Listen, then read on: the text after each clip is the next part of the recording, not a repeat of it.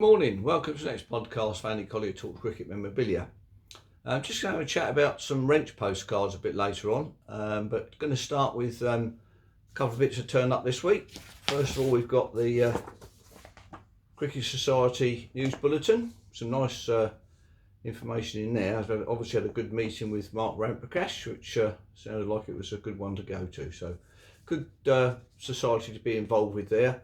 All sorts of things going on with them, dinners and what have you, the Book of the Year awards and all that sort of stuff. So quite an interesting little, not such a little, but quite a large society to be involved with. So their news bulletin turned up this week, along with their Journal of the Cricket Society, which is volume 31, the autumn of 2022. So again, plenty of information in there. Some interesting bits, one about J.W. Mackenzie, who I expect you've got some bits and pieces of over the last few years, being a respected dealer. So a nice continuation there of the Cricket Society's journal. So other bits that have turned up this week, we've got, we went to see John Philby, and I bought this off of him, which is a nice history of cricket at Knepp Castle and the parish of Shipley, which is down there in Sussex. Very interesting book. I've got to say, I've just had a good little flick through. There's some great rare books, rare photographs in there that haven't been seen before. So good old Sussex Cricket Museum, that's what this is produced to aid. And there's only 50 of these books, so this one is number 6. So if you want to get one of these books, you better be pretty quick off the mark. Now John's given me his email address, which is johnphilby@blueyonder.co.uk. so I'll just put that to the screen so you can probably freeze frame that and get that email address. So that's John Philby's address, email address, and this is the book is by David Borman, who's a real Sussex man, so good one to get. So only 50 produced, so they always keep their value well, the Sussex Cricket Museum books, and this one's only £28, so it's good value for money and plenty of information in it. So well done to David and all the others involved in producing that book. So last week I said about might have been the week before, about the Cricket Memorabilia Society cards. I managed to get a few of these this week. This one, Mickey Stewart, Surrey one, he's card number 4. But I did manage to get card number 1, again off of John, this one, which is a very nice one. I noticed the card started in 2002, and this is when he was at a meeting at Old Trafford, so they're very nice cards to get hold of, I have to say. This one's number 7, good old Oakie down in Sussex there, Warwickshire man as well. Who have we got there? We've got who we got there? Steve Watkin, the Morgan man.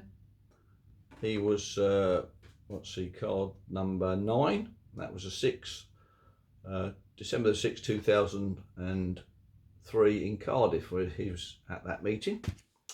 And last one there is Mike Smith, there, which was Leicester, 2004. All the information's on there, so it's a good little bit of memorabilia to collect these cards.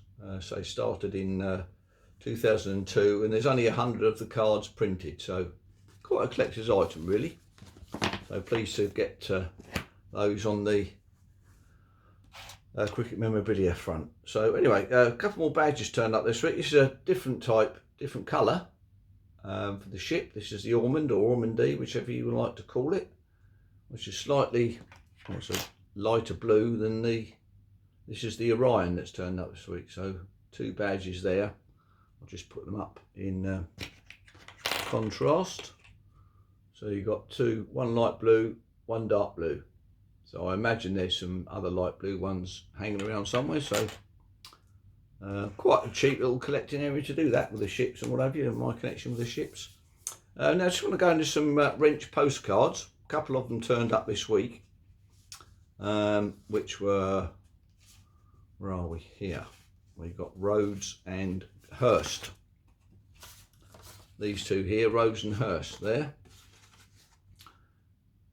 Quite a nice pair of postcards there. And they've got a serial number on the back. Wrench cards, these ones are quite all close together, these numbers on these ones, except for one. It's 1391 and 1388. So obviously good serial numbers there. But wrench cards started in 1900 by John Evelyn Leslie Wrench, it says here.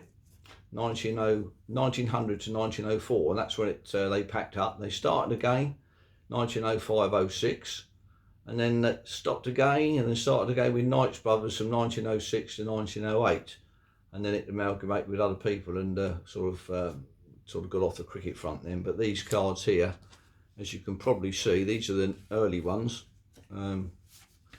This one's Fred Tate, this one here, not the greatest condition, but a nice one there. This is 1903, this one, Fred Tate, but it's obviously printed in 02 because it's not got the line down the back of it. As I've mentioned before, 1902 they started. And then we've got a nice signed one here, VFS Very Fast Scoring Crawford, Jack Crawford's brother, who ended up a tea merchant, I think, in Sri Lanka, or Ceylon as it was then. Again, an unseparated card there. This one here is JT Brown there, and again another unseparated. These photographs are taken by Hawkins or Foster down there in Brighton. As you can see, that's you see in contrast there, those two cards there, they're all taken down in Brighton. So just if you ever see those sort of cards, that's Fred Tate there. And then they've got another series which is slightly later, which has got a sort of impressed mark around the edge, like a proper print used to be. Again, these are the wrench ones. This is later than 02 because it's actually got the line down the back there. So this is good old Tom Hayward, great Surrey stalwart. And we've also got Ranji Sinji, talking to the Sussex boys. Ranji Sinji one there. This is actually posted off to somebody. And it's actually got a Queensland, there's a Queensland mark on it as well. So it's been around, that card. And the last one here is FS Jackson, and again posted there. I think, I'm not quite sure that's posted, but 1904, that one. So there's a nice postcard there of FS Jackson. Just one more thing this week on Harry Boyle, actually. Matthew Thompson is doing a great job over in Australia there near Bendigo to get the Harry Boyle Oval back up and running. I think he's had a bit of recognition this week in the newspapers and stuff, so there will be some very, very limited edition items come out for the celebration of Harry Boyle and the opening of the Oval. So hopefully there's a good collecting area there, so be on your ball there for those ones. So well done to Matthew Thompson in Australia for getting that Harry Boyle ground back up and running. He's done a lot of work on it, so good luck to him.